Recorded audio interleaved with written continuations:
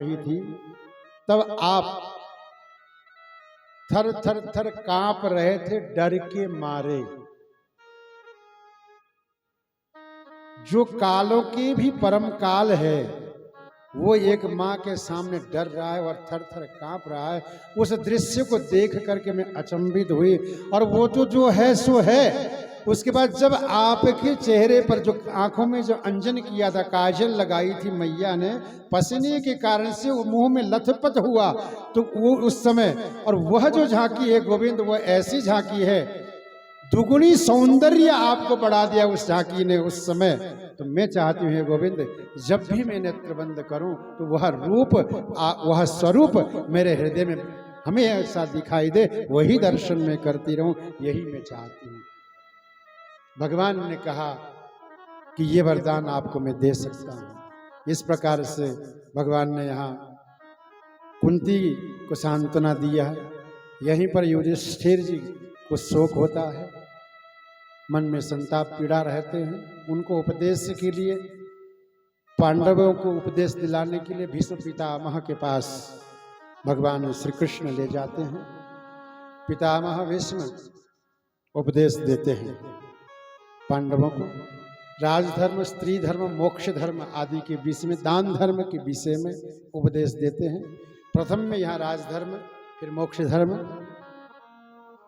फिर दान धर्म के विषय पर बोले। दान धर्म में यही कहा कि सदगृहस्थियों को चाहिए कि कड़ी मेहनत करें और खूब कमाएं।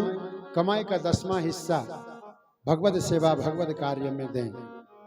अगर ऐसा करते हैं तो उनके धन पवित्र हो जाते हैं, और जब धन पवित्र हो जाता है, परिवार में संस्कारवान संतान उत्पन्न होते हैं। और बात भी सही है, अगर धन इकट्ठा करते रहे, दान ना दें तो सब धन में बदबू आने लग जाती है। बोल राधे राधे। फिर यहाँ जितने पीछे बैठे खरबोपति बैठे पीछे, नोटों के बंडल अंडरग्राउंड रखने वाले भी होंगे 8 हैं। फिर सोचेंगे महाराज हम तो रोज ही सूंघते हैं, बदबू तो नहीं आ रही है।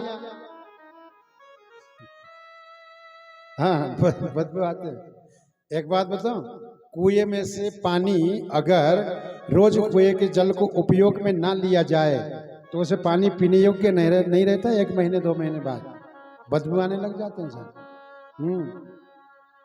तो ऐसे धन का जो कुआं है, उनमें से धन निकाल के दान ना करे तो उसमें से भी बदबू आएंगे। और फिर आप कहोगे बदबू कैसे? वो बदबू ऐसे आएंगे कि बेटा बाप को गोली मार देगा, भाई भाई को गोली मार देगा, ये बदबू आएंगे। इसीलिए 10वां हिस्सा दान में देना चाहिए। और भगवान ने बहुत अच्छा मौका दिया है आप लोगों को, तो ध्यान देना कि घर में दान करो 1 रुपया तो 1 ही रुपया है, परंतु तीर्थ में आके दान करो तो 1 रुपया 1000 रुपया है। बोलो राधे राधे। एक बार और बोलो, चलो एक बार और बोलो। हाँ, 1 रुपया का भी 1000 रुपया, और 1000 रुपया कर दो तो फिर कहीं वही। सोचो, दिमाग लगा लो। हिसाब किताब में कमजोर हूं, आप लोग माहिर हो, अब आप ही जानो। हाँ, तो इसलिए चूकना मत। बद्रीनाथ धाम आए हो तो यहाँ चूकना मत। नहीं, मैं नहीं कह रहा हूँ, ये नहीं कह रहा हूँ माने दो मत दो, माने नहीं चाहिए तो कहीं भी दो, पर दान करो। फिर आप लोग कहोगे देखो बाबा जी मांगवा ला गयो ना, मैं नहीं कह रहा हूँ। था की मर्जी, दो तो दो, ना दो तो भला दो भला, माने कोई मतलब को ना। हमारे लिए मैं ना कह रहा हूँ। तो कहीं भी धाम में आए हो तो जितना कर सकते हो दान करो। हाँ, तो 1 रुपये भी 1000 रुपये की बरोबर होंगे। बोलो राधे राधे। एक बार और बोलो। फिर दान देने से घटते नहीं, ये भी ध्यान रखना। दान दिए धन ना घटे, कह गए संत कबीर। हाँ, नहीं घटते। और जब घटने लग जाए तो दान देना ही बंद हो जाएगा। अगर दान देने से घटते तो दान देना बंद होता, नहीं घटते, बढ़ते हैं। इसलिए देखो बड़े बड़े आश्रम चल रहे हैं। हाँ, कितने बड़े बड़े आश्रम हैं, कितने खर्चे हैं आश्रमों में। तो चल रहे, कहां से चल रहे? बाबा जी की फैक्ट्री थोड़ी चल रही है। बेचारे बाबा जी तो कपड़े ही ना पहने, तो कहां से फैक्ट्री चलाएगा? सोचो, तो आश्रम तो चल रही है ना, तो कहां से चल रहे? दानदाताओं के कारण से। दानदाता क्यों दान देते हैं? क्योंकि बढ़ता है इसलिए देते हैं। जिस दिन घटने लग जाती देना ही बंद हो जाए। जिस दिन ठाकुर जी को भोग लगाओ और भोग लगा के एक रोटी कम हो जाए ना, दूसरे दिन से माता है भाई कोई भोग लगाना ही बंद कर देगा। घटने लग जाए तो घटता नहीं, बढ़ता है इसलिए। बोलो राधे राधे। तो दान धर्म के विषय पर यह चर्चा की, जितना हो सके करें दान। फिर अंतिम उत्तरायण का समय जो आया, तब इस प्रसंग को कहेंगे, अभी टाइम है।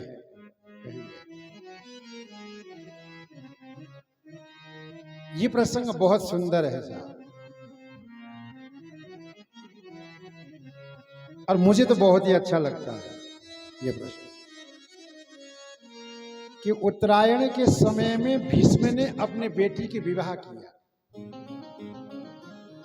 भीष्म पितामह ने अपनी पुत्री, अपने कन्या, अपने बेटी का विवाह किया है मरने से पूर्व। इनकी एक सुंदर बेटी है, आप लोगों को मालूम नहीं होगा। हाँ, इनकी एक बेटी है, छुपा के रखा है इन्होंने, कभी सामने लाए नहीं, कभी सामने लाके दिखाया नहीं किसी को। उस बेटी को अंतःकरण में छुपा के रखा, मौका ही नहीं मिला। और जीवन भर बर ढूंढते रहे उस पुत्री के लिए, उस कन्या के लिए, पूरे जीवन भर बर ढूंढते रहे, मिला नहीं कभी। उस बेटी के योग्य पुरुष नहीं मिला। तो आज अंतिम उत्तरायण का समय आया, तो लगा कि आज मैं मेरी बेटी के हाथ पीले कर दूं, मरने से पहले मैं मरूं, उससे पहले बेटी के ब्याह करके मरूं। ये मन में आया भाव। तो भगवान श्री कृष्ण से कह दिया, आज तक बोल नहीं पाए, अब कैसे बोलते? मेरी बेटी है बोलते तो तुम तो ब्रह्मचारी हो, तुम्हारे संतान कहां से आ गए? तो इस डर के मारे भी छुपा के रखा था। बोलो राधे राधे। एक बार और बोल दो, चलो एक बार और। तो आज मौका मिला, उत्तरायण का समय, बहुत बढ़िया समय मिला, तो आज बोल दिया निर्लज्ज होकर के, सीधे भगवान से बात कर ले। हे गोविंद, मैं चाहता हूं आज मैं मेरी बेटी के विवाह करूं। भगवान ने पूछा, तुम्हारी बेटी? हाँ। झूठ क्यों बोलूं कृष्ण, मेरी एक बेटी है और मैं चाहता हूं कि मरने से पहले ये मेरी बेटी के हाथ पीले हो जाए।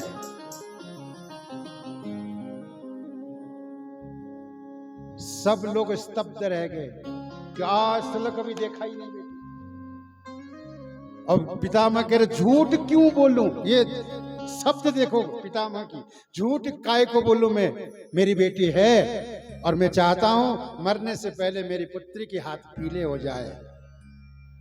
और मैंने बर चयन कर लिया, ढूंढता रहा पूरा जीवन, मुझे कहीं बर नहीं मिला। हे गोविंद, आज मुझे बर मिल गया। भगवान ने पूछा, कौन है? कहा, तुम ही हो। भगवान ने कहा, तुम कैसी बात कर रहे हो? तुम बीच में चौधरी काय को बन रहे हो? भगवान कह रहे हैं, शादी करना तुम्हारी बेटी को, और तुम चौधरी बन के आ गए। तुम्हें शादी करना हो तो बोलो, तुम पसंद कर लो। शादी करनी बेटी और तुम पसंद कर लो। पहले छोरी से तो पूछ लो, तुम्हारी बेटी से तो पूछ लो कि उसको मैं पसंद हूं कि नहीं। और बात तो सही है, नहीं? बात तो सही है। बेचारी बेटी को पसंद ही नहीं, उस जगह ले जाकर ब्याह कर देते थे, वो जीवन भर दुखी रहती है छोरी। इसलिए भगवान ने कहा, पहले छोरी से तो पूछ लो, आपकी बेटी से पूछ लो, वो मुझको पसंद करती है कि नहीं। अगर वो करती है तो फिर देख लेंगे।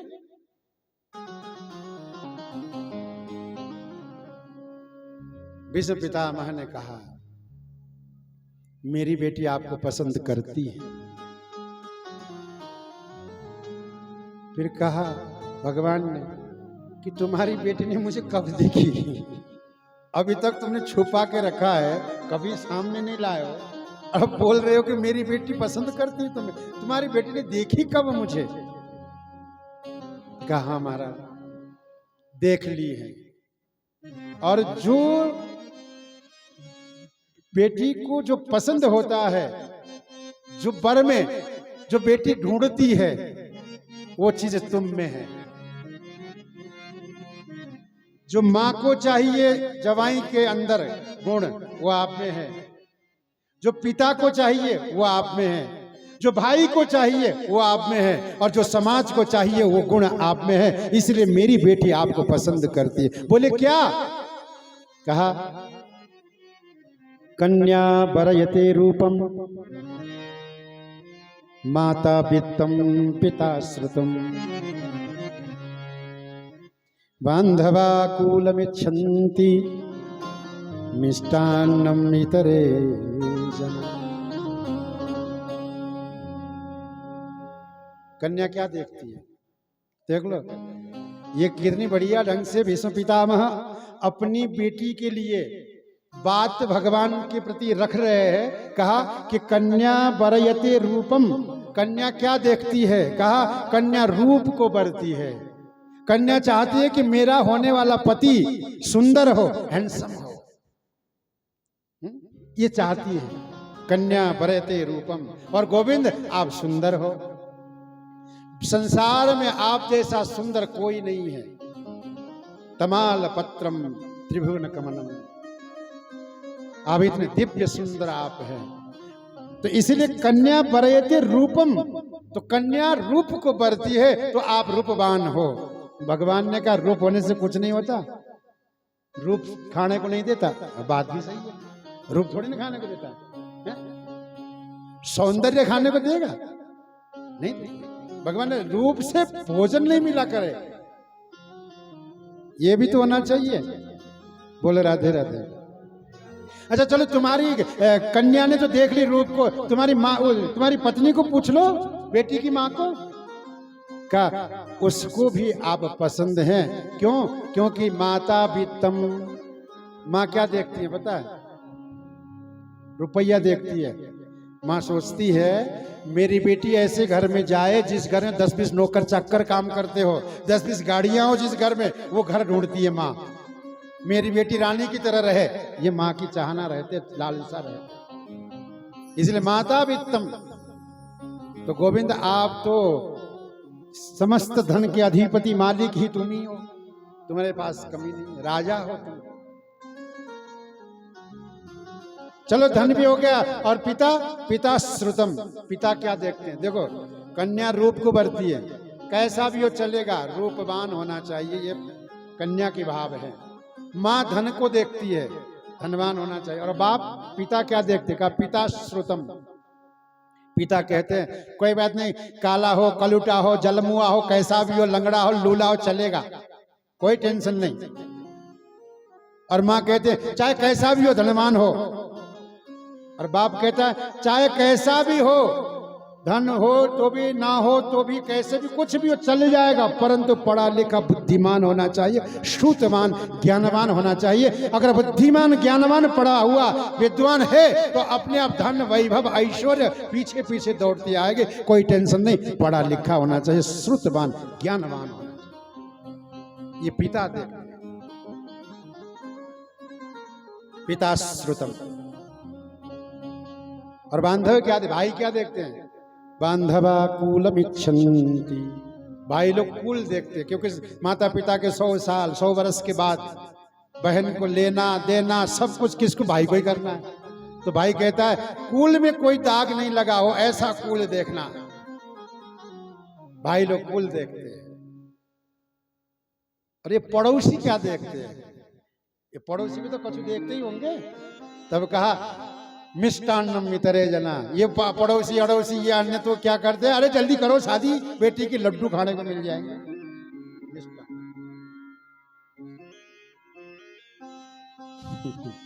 बांधवा कूलमिच्छन्ति मिष्टान्नम इतरे जना। इसलिए गोविंद आप ज्ञानवान हो। तब कहा, भगवान कहते यहां आकर के चलो ठीक है, रूप हो चाहे ना हो चलेगा, ध्यान देना इस बात को। रूप हो चाहे ना हो चलेगा, धन हो चाहे ना हो चलेगा, कमा लेगा कैसे भी करके। और पढ़ा लिखा भी नहीं हो तो कोई बात नहीं, चलेगा। कुल खानदान भी देखने की जरूरत नहीं, परंतु स्वभाव सही नहीं हो तो जीवन भर बेटी रोएगी। अगर पति उसको खड़ूस मिल जाए, वो जीवन भर रोती रहेगी, तड़पती रहेगी। इसलिए कुछ भी नहीं चाहिए, यदि पति का स्वभाव अच्छा है तो सब कुछ मिल गया। इसलिए भगवान ने कहा ये सब कुछ मत देखो, स्वभाववान पुरुष चाहिए, स्वभाव को देखना चाहिए। तब कहा विष्णु पितामह ने, गोविंद तुम्हारा जैसा स्वभाव तो किसी का भी नहीं है, तुम बहुत दयालु हो, कृपालु हो। भगवान ने कहा मेरे स्वभाव को कब देखा? तब पितामह कहते हैं, गोविंद आप इतने दयालु है, इतने कृपालु है कि अपने वचन को त्याग करके मेरे वचन को सिद्ध कर दिया।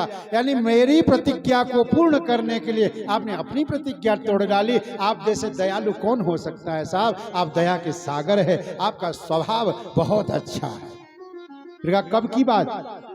उस दिन को याद कर, आप लोगों को पता होगा कब की है। उस समय की बात है। एक बार विष्णु पितामह दुर्योधन को कहते हैं कि जा दुर्योधन, कृष्ण से वरदान लेके आ, अथवा कृष्ण को लेके आ। देख कृष्ण जहां रहेगा वहीं विजय है। अगर तेरे पास कृष्ण आएगा ना तो विजय तेरी है। जा कृष्ण को अपने ओर खींच। भेजते हैं लेने को। अर्जुन भी साथ में जाते हैं, ऐसी बात नहीं अर्जुन नहीं जाते, अर्जुन भी, दोनों साथ गए भगवान को लाने के लिए। अब कौन किसको लाता है वो तो वही जाने, पर गए दोनों साथ में भगवान के पास गए। अब भगवान विश्राम में थे, तो विश्राम के समय गए, नेत्र बंद थे भगवान के। अर्जुन सीधे चरणों के पास खड़े हो गए और सर के पास दुर्योधन जाके खड़ा। इतने में भगवान जगे, नेत्र खोले, सामने अर्जुन को देखे, बोले अर्जुन तुम? दुर्योधन कहता मैं भी हूं। अब पीछे कौन देखे? इसलिए ध्यान रखना, कभी भी कहीं भी जाए ना अपने से श्रेष्ठ व्यक्ति, तो उनके माथे पर जाके मत बैठ जाना। हाँ, सीधे चरणों में वही फायदा है। जो मिलना है वो चरणों में मिलते हैं साहब। माथे पे कुछ ना मिले, माथे पे तो गुस्सा ही मिले, क्रोध ही मिले। चरण में शांति है, चरण में आनंद है। तो भगवान के चरणों के पास सीधे दृष्टि अर्जुन, अर्जुन तुम? दुर्योधन का मैं भी हूं। अच्छा मैंने देखा नहीं। फिर पास में, हाँ बोलो, हम आपको लेने आए हैं। दुर्योधन ने बोला। अर्जुन भी बोले जी, चाहते हैं कि हमारे इस महाभारत के युद्ध में आप हमारा साथ दें, पितामह भीष्म ने भेजा है। तब भगवान को पता, भगवान लीला पुरुषोत्तम वो तो जानते ही हैं। उन्होंने देखा कि कहीं दुर्योधन मुझको न मांग ले, इसीलिए भगवान ने तुरंत लीला यहां रची। भगवान ने कहा आज मैं प्रतिज्ञा करता हूं, इस महाभारत युद्ध में कभी भी अस्त्र शस्त्र ग्रहण नहीं करूंगा। नियत्था अकेला कृष्ण रहेगा, अस्त्र शस्त्र ग्रहण नहीं करूंगा। दुर्योधन ने देखा ये अस्त्र ग्रहण नहीं करेगा तो इसको ले जाके क्या फायदा? जब लड़ेगा ही नहीं तो मतलब क्या इसको ले जाने से? भगवान ने कहा नियत्था रहूंगा अकेला कृष्ण, एक तरफ मेरी नारायणी सेना रहेगी और एक तरफ नारायणी सेना। बोलो अर्जुन तुम्हें क्या चाहिए? अर्जुन ने कहा गोविंद मुझे तो तुम चाहिए। भगवान ने कहा अरे अर्जुन तुम पागल हो गए हो क्या? मैं चिल्ला चिल्ला के कह रहा हूं, एक तरफ अकेला नियत्था कृष्ण और एक तरफ नारायणी सेना। अकेले कृष्ण को ले जाके क्या करोगे, नारायणी सेना लो। अर्जुन ने कहा नहीं, मुझे नारायणी सेना नहीं, मुझे तो आप चाहिए। तब इस बीच में दुर्योधन बोल पड़ा, अरे कृष्ण काय को उसके पक्ष ले रहे हो, उसने आपको मांग लिया, आप उसके हो गए, मुझे नारायणी सेना दो। भगवान ने कहा मैं भी यही चाहता, तू स्वयं मुंह से बोल ले, मैं भी यही चाहता, मैं चाहता ये कि तू बोल ले, चल नारायणी सेना दुर्योधन तेरी है गई और मैं कृष्ण का हो गया, अर्जुन का हो गया। भगवान मैं अर्जुन का। अब दोनों ही खुश हैं, अर्जुन भी खुश क्योंकि कृष्ण मिल गए, और दुर्योधन खुश थे कि हजारों सैनिकों से युक्त नारायणी सेना मिल गई। अब दुर्योधन सोचता है कि इतनी नारायणी सेना मिल गई, ये पांडवों को तो एक सेकंड में मार डालेंगे, ये सोच उसकी दुर्योधन की। दोनों गए पितामह के पास, और पहले दुर्योधन गया। जैसे दुर्योधन अंदर प्रविष्ट हुआ तो भीष्म पितामह ने पहला प्रश्न यही किया, ले आया कृष्ण को? पितामह सोच रहे थे कि दुर्योधन कृष्ण को ले आएगा, इसीलिए कहा ले आया कृष्ण को। दुर्योधन ने कहा क्या करता कृष्ण को लाके? उसने तो प्रतिज्ञा कर ली कि महाभारत युद्ध में अस्त्र शस्त्र ग्रहण नहीं करूंगा, नियत्था रहूंगा अकेला कृष्ण, तो कैसे ले आता उसको? मैं तो नहीं लाया, मैं नारायणी सेना ले आया। उसको ले आते तो उसके लिए सेवादार रखने पड़ते, 10-20 नौकर चाकर उसकी सेवा के लिए, क्योंकि वो नियत्था था। उसको कृष्ण को ना लाया, मैं नारायणी सेना ले आया। तब भीष्म पितामह ने कहा यही तो तेरे से गलती हो गई, जहां गांडीव धनुषधारी अर्जुन हो और जहां कृष्ण हो वहीं विजय है, तू तो हार गया, तेरी विजय नहीं आई। चलो आज यदि कृष्ण ने प्रतिज्ञा किया है तो मैं भी प्रतिज्ञा लूंगा, आज लेता हूं कि मैं महाभारत युद्ध में कृष्ण के हाथ अस्त्र ग्रहण करवाऊंगा, अगर नहीं करवाया तो मैं भी गंगा का पुत्र नहीं। ये प्रतिज्ञा भीष्म पितामह ने इधर।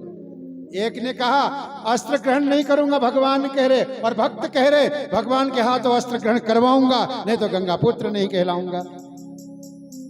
अब कौन जीतेगा ये पता ना है, ये तो वही जाने, पर दोनों ने प्रतिज्ञा कर ली। दूसरे दिन महाभारत युद्ध प्रारंभ हुआ। उस युद्ध में महाराज अर्जुन परास्त होने को आ गए।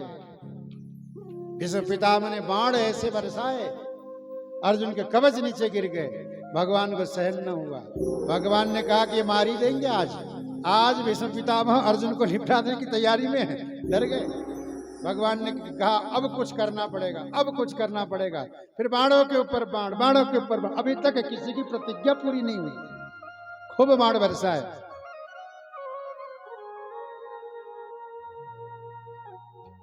आज के ऐसे ही रहा, संध्या का वक्त आ गए कि देखे कि भगवान तो लीला ही कर रहे थे। वो तो जानते थे कि ये कब होना है, कैसे होना है, क्या सब जानते हैं ठाकुर, पर भीष्म पितामह भी जानते हैं। ऐसी बात नहीं भीष्म पितामह न जानते हो, जिनको इच्छा मृत्यु प्राप्त हो, जो त्रिकालदर्शी हो, उनको क्या मालूम न हो, सब जानते हैं, परंतु वो भी भगवान के लीला में साथ दे रहे हैं। विजय किसी की भी नहीं, जीत किसी की भी नहीं। फिर दूसरे दिन भी ऐसी जब बौछार हुए, तब लगा कि निश्चित भीष्म पितामह मारेंगे, आज छोड़ेंगे नहीं, अब मुझे ही कुछ करना पड़ेगा। तो भगवान जैसे ही रथ आगे गया, धंसने के कारण से रथ की पहिया टूट गई। तब भगवान कृष्ण ने देखे अब अर्जुन मरेंगे, अब मुझे भीष्म पितामह को रोकना होगा। सीधे रथ से नीचे कूद पड़े और वही टूटे हुए रथ की पहिया को सुदर्शन चक्र की भांति लेकर के सुदर्शन चक्र की तरह घुमाते हुए आगे भीष्म पितामह को मारने के लिए टूट पड़े। उसी समय उन्होंने अपने बाण को, धनुष बाण को भीष्म पितामह ने वहीं छोड़ दिया। भगवान श्री कृष्ण ने यह धनुष ग्रहण करवाया। ऐसे दयालु है भगवान।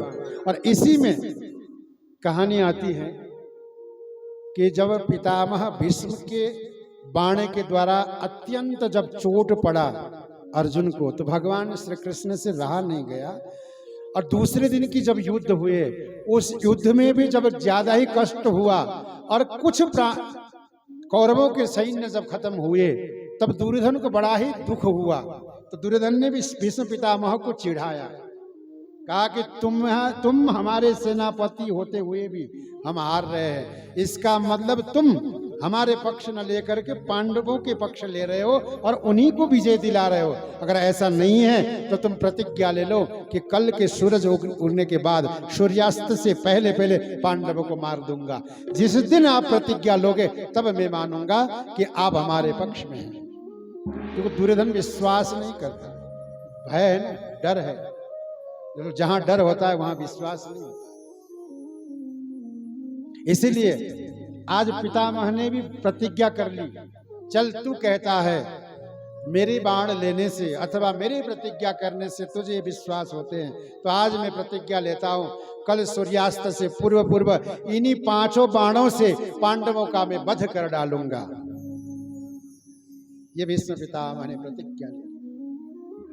और जैसे ही प्रतिज्ञा लिए तो दुर्योधन ने देखा कि कल निश्चित पांडव मरेंगे, क्योंकि भीष्म पितामह की प्रतिज्ञा को तोड़ने वाला आज तक कोई भी पैदा नहीं हुआ। सूरज पश्चिम से उग सकते हैं परंतु भीष्म पितामह की प्रतिज्ञा टूट नहीं सकती, ये दुर्योधन जानता था। तो दुर्योधन को विश्वास हो गया कि कल निश्चित ही पांडव मर जाएंगे, जीत मेरी है। जब मुझे ही जीतना है, विजय मेरी है, तो विजय नगाड़े क्यों ना बजाऊं। तो एक नगाड़ा रखा था युद्ध के समय में, जिसका नाम दिया था विजय नगाड़ा। जो भी पांडव हो चाहे कौरव हो, जो भी जीतेगा वो उस नगाड़े को बजाएगा। तो दुर्योधन गया और नगाड़े बजा दिए। जैसे नगाड़े की आवाज बाहर गई, पांडवों के कान में पड़ी, तो अर्जुन दौड़ते आए। अर्जुन ने देखा कि दुर्योधन स्वयं बजा रहा, पूछा क्या बात है, विजय किसी का हुआ नहीं है और तुमने नगाड़े बजा दिए। कहा कि हाँ, तुम कल मरोगे इसलिए मैंने बजाया, कल मुझे जीतना है इसलिए मैंने नगाड़े बजाया, विजय तो मेरी है। तो कैसे? कहा कि भीष्म पितामह ने प्रतिज्ञा कर ली, 5 बाण को हाथ में लेकर के हाथ ऊपर करके कहा है, प्रतिज्ञा किया है, इन्हीं 5 बाणों से कल सूर्यास्त से पहले पहले मैं 5 पांडवों को मार डालूंगा, इसलिए तुम निश्चित मरोगे, इसलिए बजा दी। और ये बात पूरे वहां नगर में फैल गए, द्रौपदी के कान तक पहुंच गई। द्रौपदी ने देखी निश्चित कल पांडव मरेंगे, मैं विधवा हो जाऊंगी। द्रौपदी को चिंता। इधर अर्जुन ने देखा कि विजय होना है, प्रतिज्ञा टूट नहीं सकती भीष्म पितामह की, तो मरने की तैयारी कर लो। तैयारी तो करें, फिर वो मरने की तैयारी करने लगे। अब कैसे करे पता है? जो कुछ भी था वो दान में देने लग गए। बोले राधे राधे। एक बार और बोलो ना, चलो एक बार और बोल दो। अब हम लोग ऐसे हैं, हमें पता है कि हम मरने वाले हैं, फिर भी हम क्या करते, लाओ लाओ ही करते रहते हैं। अर्जुन तैयारी में है। और द्रौपदी को जब पता चला, वो सती होने की तैयारी करने लगी।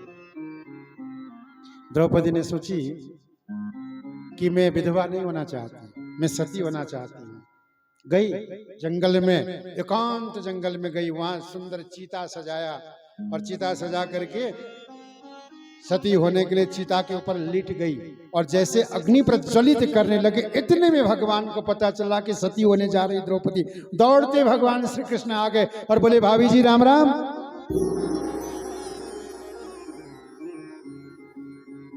द्रौपदी खड़ी हो गई, कह राम राम,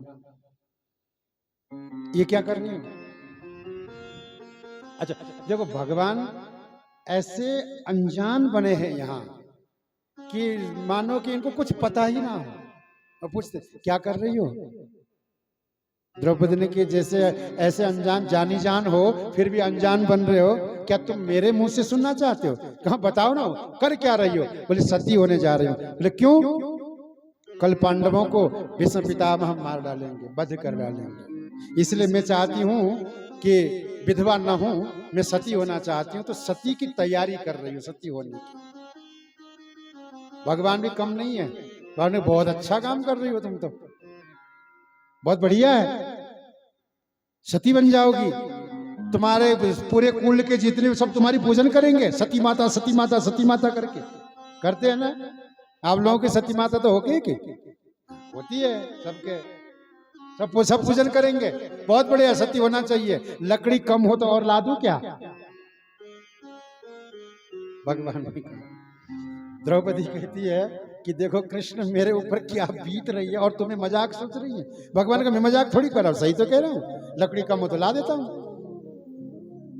फिर भगवान ने कहा, द्रौपदी तुम्हें मालूम है सती कैसे होते हैं?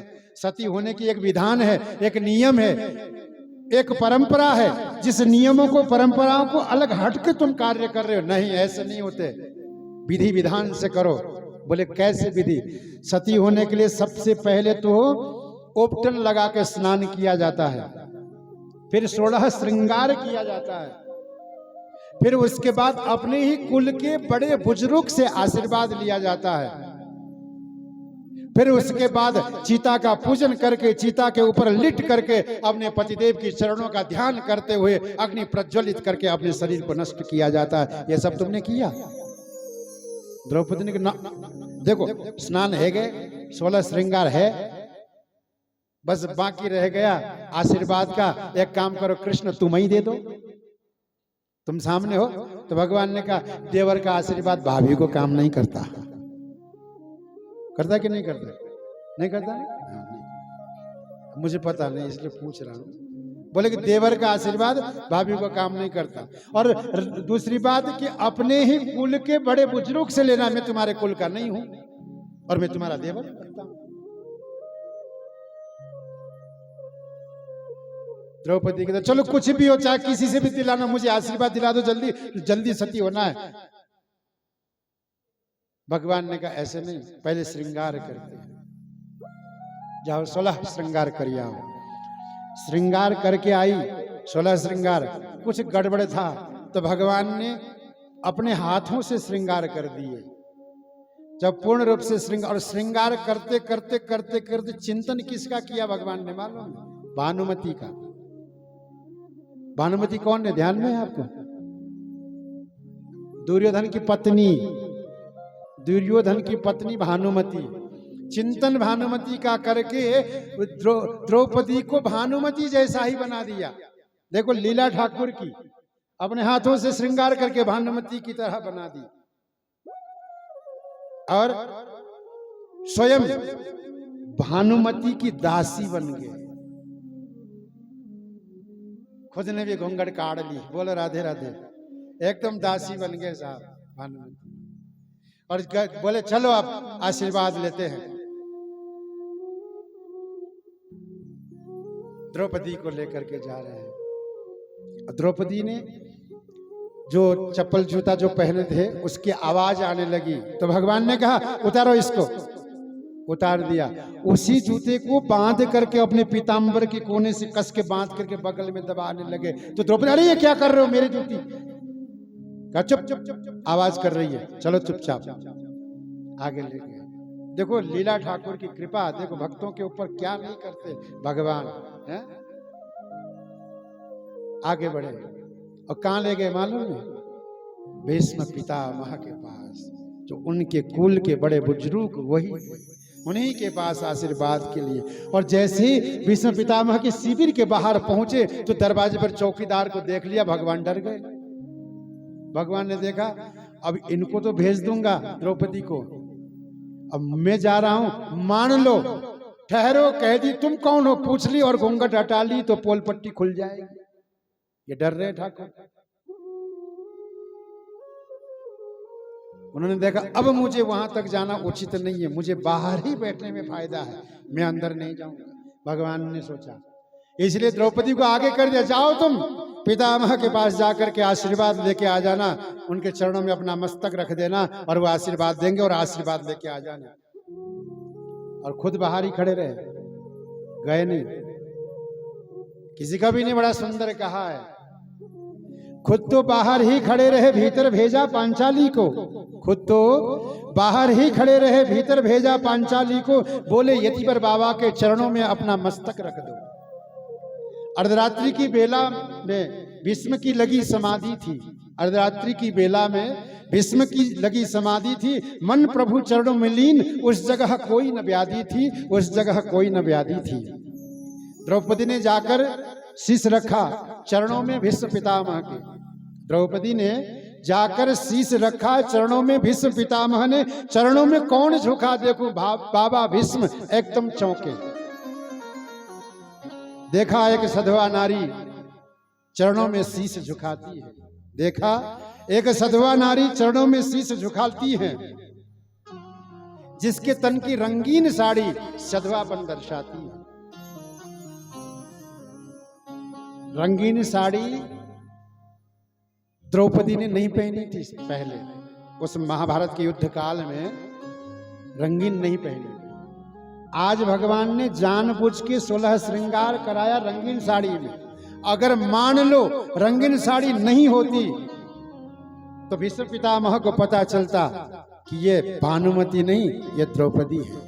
इसीलिए भगवान ने लीला की कि रंगीन साड़ी पहना। यहां आज पितामह ने देखा एक सधवा नारी चरणों में शीश झुकाती है, जिसके तन की रंगीन साड़ी सधवापन दर्शाती है। सधवापन दर्शाती है। मुख से आशीर्वाद निकला।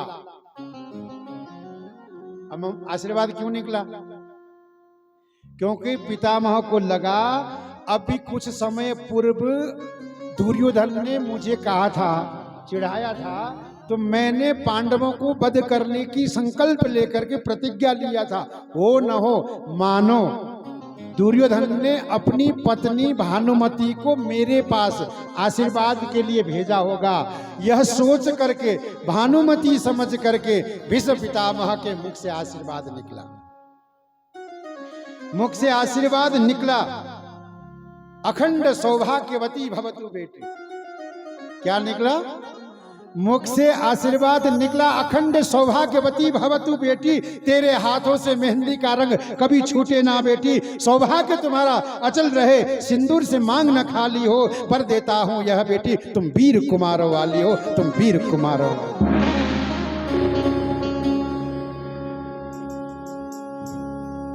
सुनकर के द्रौपदी ने तुरंत कहा, सुनकर द्रौपदी ने तुरंत कहा, बाबा यह क्या बतलाते हो? कल कुछ और, आज कुछ और, कहां तुम सत्य प्रति कहलाते हो? अरे बाबा, कल तो तुमने मेरे पति को मारने का संकल्प लिया, इसी 5 बाणों से मैं पांडवों का वध कर डालूंगा। कल तो तुम ये कह रहे थे, और अभी मुझे तुम आशीर्वाद देते हो कि अखंड सौभाग्यवती भवतु बेटी। तेरे मांग से सिंदूर से मांग खाली न हो, है? अभी तुम ये वरदान दे रहे हो, वीर कुमार वाली हो। इसीलिए कह रही है द्रौपदी। सुन करके द्रौपदी ने तुरंत कहा, बाबा यह क्या बतलाते हो? कल कुछ और, आज कुछ और, कहां तुम सत्य प्रति का कहलाते हो? अब आया होश पितामह को, अब आया होश पितामह को। कल कर से माला छूट गई। माला जो जाप कर रहे थे ना, वो माला छूट गई। अब आया होश पितामह को, कर से माला छूट गई। मन प्रभु चरणों में लीन, चित चोर समाधि टूट गई। मन प्रभु चरणों में लीन, चित चोर समाधि टूट गई। बोले बेटी, तेरे इन प्रश्नों का उत्तर तो पीछे ही दे पाऊंगा। बोले बेटी, तेरे इन प्रश्नों का उत्तर तो पीछे ही दे पाऊंगा, और तेरे सुहाग का निर्णय भी पीछे ही कर पाऊंगा। पर एक बात दिल में खटकती है, हैरान है जिसने कर डाला। पर एक बात खटकती है दिल में, हैरान है जिसने कर डाला, और वह कहां छुपा है? वो तुम्हें इस जगह ले आने वाला है।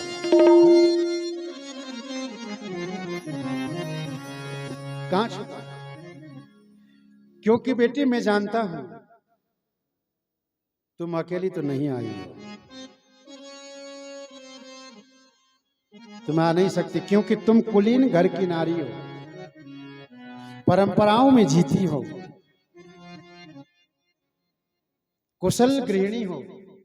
इसलिए इस अर्धरात्रि के समय में अकेली बाजार में तुम नाच नहीं सकती, दौड़ नहीं सकती, कूद नहीं सकती, आ नहीं सकती। कोई ना कोई तो तुम्हें लाया होगा। अच्छा, इससे ध्यान देना, इस बात से एक बात होती है, मिलता है ज्ञान किसी भी नारी को रात्रि के समय में अकेले बाजार में नहीं जाना। हालांकि फिर आप लोग नाराज मत होना, हाँ आप, क्योंकि आजकल तो महाराज कोई शब्द बोला नहीं तो लोग केस ठोक देते, माताएं बहनें भी, ये लोग। अभी किसी ने बोला था ना प्रवचन में, अपनी स्पीच में बोला था कि ऐसा जीन्स पहन के चलते हो, टाइट टाइट ऐसा, ये और केस कर दिया, नारी के अपमान। अरे खा लिया बता। इसलिए देखो, तुम्हारी मर्जी, जो करना कर, माने कोई मतलब नहीं है, पर सत्संग में जो यहाँ जो आता है वो हम बोलते हैं। हाँ, तो अकेले बाजार में नारियों को रात्रि के समय में अकेले जाना नहीं चाहिए। इसलिए भीष्म पितामह कह रहे हैं कि मैं जानता हूं तुम अकेली नहीं आए, क्योंकि तुम कुलीन घर की खानदान की बेटी हो, इसलिए तुम अकेली नहीं आ सकती। कोई ना कोई तुम्हें लाया होगा। क्यों? क्योंकि स्त्रियों को चाहिए या अपने पति के साथ जाए, या अपने भाई के साथ जाए, या अपने पिता के साथ जाए, अकेले नहीं जाना चाहिए। इसीलिए भीष्म पितामह ने कहा कि मुझे पता है तुम कुलीन गृहिणी हो, कुलीन घर की खानदान की बेटी हो, तुम अकेले आ नहीं सकती, कोई ना कोई तो तुम्हें यहाँ लाया ही होगा। और द्रौपदी, मैं ये भी जानता हूं कि तुम्हें कौन लाया है। द्रौपदी ने कहा तो बता ही दो कौन लाया है। तो भीष्म पितामह कहते हैं कौन? वही लाया होगा। बोले कौन? वही लाया होगा जो बुढ़ा होने को आया है, अब भी नहीं गई चोरी। जो बुढ़ा होने को आया है, अब भी नहीं गई चोरी, नित नई नीतियां करता है, तुमसे चोरी हमसे चोरी। पुत्री तूने मेरे कुल को इतना पवित्र कर डाला, पुत्री तूने मेरे कुल को इतना पवित्र कर डाला, तेरा पहरा देता है वह विश्व रचाने वाला, वह विश्व रचाने वाला। उठ करके देखा बाबा ने, ड्योढ़ी का दृश्य निराला था। उठ करके देखा बाबा ने, ड्योढ़ी का दृश्य निराला था। पीतांबर का घूंघट काढ़े खड़ा बांसुरिया वाला था, खड़ा बांसुरिया वाला था। चरणों में जाकर लिपट गए, चरणों में जाकर लिपट गए, छलिया छलने को आया है। भीष्म पितामह दौड़ते गए, चरणों में जाकर लिपट गए, छलिया छलने को आया है। भक्तों की रक्षा करने को आज दासी का भेष बनाया है, दासी का भेष बनाया है। कहते हैं उस समय द्रौपदी का जूता था पीतांबर की कोने में। कहते हैं उस समय द्रौपदी का जूता था पीतांबर की कोने में, और थे श्री कृष्ण हंसने में और भीष्म पितामह रोने में। भीष्म पितामह रोने बोले बोले बोले बेटी अब निश्चय विजय तुम्हारी है। अब कह रहे हैं भीष्म पितामह कि बोले बेटी अब निश्चय विजय तुम्हारी है। पतियों का बाल न बांका हो, जब रक्षक श्री कृष्ण मुरारी है, जब रक्षक श्री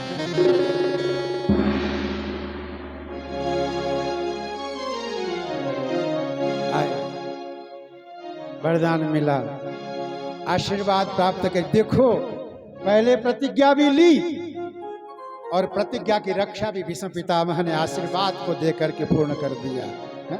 और ये लीला, भगवान की लीला देखो, कैसी कैसी लीला। अपने भक्तों की रक्षा करने के लिए कभी तो मुनिम बन जाते हैं, कभी दासी बन जाते हैं साहब। आज यदि दासी बन के नहीं आते और ये आशीर्वाद दिला करके यदि प्रतिज्ञा को भंग न करते, तो शायद पांडवों का जीना संभव नहीं था, वो मर बद हो जाता।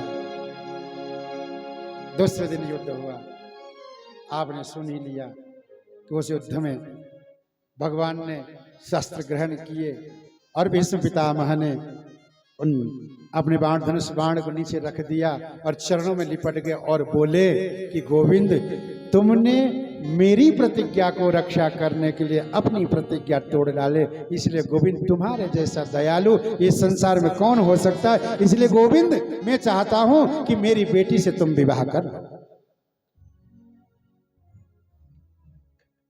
अब पूछे कि भाई इतने देर से बेटी बेटी बेटी बेटी रट लगा रहे हो, आखिर बेटी है कहाँ, दिखाओ तो सही, मैं भी तो देख लूं तुम्हारी बेटी कैसी है। तब भीष्म पितामह ने कहा, इति मति रूप कल्पित वितृष्णा, ये मेरी मति रूपी जो बेटी है, इस बेटी को मैं चाहता हूं, जो कल्पित वितृष्णा, ये मेरी जो मति है वो ऐसी मति रूपी ये मेरी बेटी है, तृष्णा मति, तृष्णाओं से रहित है, कुंवारी कन्या की तरह